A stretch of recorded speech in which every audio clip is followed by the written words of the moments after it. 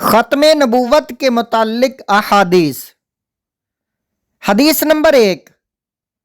حدیث شریف نبی پاک صلی اللہ علیہ وآلہ وسلم نے فرمایا، میری اور دوسرے انبیاء کی مثال اس عمارت کی سی ہے جو نہایت خوبصورت اور دیدہ زیب ہو، لیکن اس میں ایک اینٹ کی جگہ چھوڑ دی گئی ہو، لوگ اس کے ارد گرد گھومتے ہوں اور عمارت کی خوبصورتی اور حسن پر خوش ہوتے ہوں، لیکن ایک اینٹ کی جگہ خالی دیکھ کر حیرت زدہ ہوں، تو میں اس اینٹ کی جگہ پوری کرنے والا ہوں اور اس عمارت نبوت کی عمارت کو مکمل کرنے والا ہوں، اور میں ہی آخری نبی ہوں۔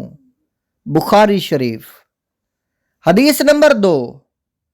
حدیث شریف سرور کائنات صلی اللہ علیہ وآلہ وسلم نے فرمایا، میرے بہت سے نام ہیں، میں محمد ہوں، احمد ہوں، ماحی ہوں، یعنی مجھ سے خدا تعالی کفر کو مٹاتا ہے، میں حاشر ہوں، یعنی قیامت کے دن لوگ میرے قدموں میں جمع کیے جائیں گے، میں عاقب ہوں، اور عاقب وہ نبی جس کے بعد کوئی نبی نہ ہو۔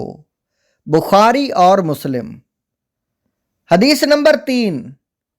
حدیث شریف نبی پاک صلی اللہ علیہ وآلہ وسلم نے فرمایا، بنی اسرائیل کی سیاست خود ان کے انبیاء فرمایا کرتے تھے، جب کسی نبی کا وصال ہو جاتا تو دوسرا نبی اس کا خلیفہ ہوتا،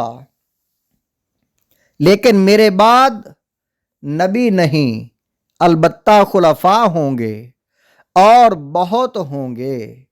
بخاری شریف۔ نبی پاک صلی اللہ علیہ وآلہ وسلم نے فرمایا، دوسرے انبیاء پر مجھے 6 چیزوں پر فضیلت دی گئی۔ مجھے جوامع الکلم دیا گیا، لوگوں کے دلوں میں رعب ڈال کر میری مدد کی گئی، مال غنیمت میرے لیے حلال کیا گیا، ساری زمین میرے لیے مسجد اور پاک بنائی گئی، جمیع مخلوقات کے لیے مبعوث کیا گیا، انبیاء کا سلسلہ مجھ پر ختم کیا گیا۔ مسلم شریف۔ حدیث نمبر 5۔ نبی پاک صلی اللہ علیہ وآلہ وسلم نے فرمایا، بے شک رسالت اور نبوت ختم ہو چکی تو میرے بعد نہ کوئی رسول ہوگا نہ نبی۔ جامع الصغیر جلد اول صفحہ نمبر 67۔ حدیث نمبر 6۔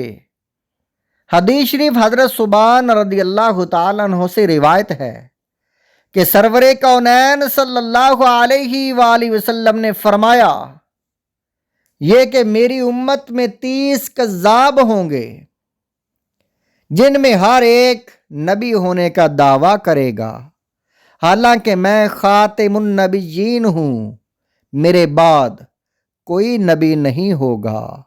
سنن ابو داؤد۔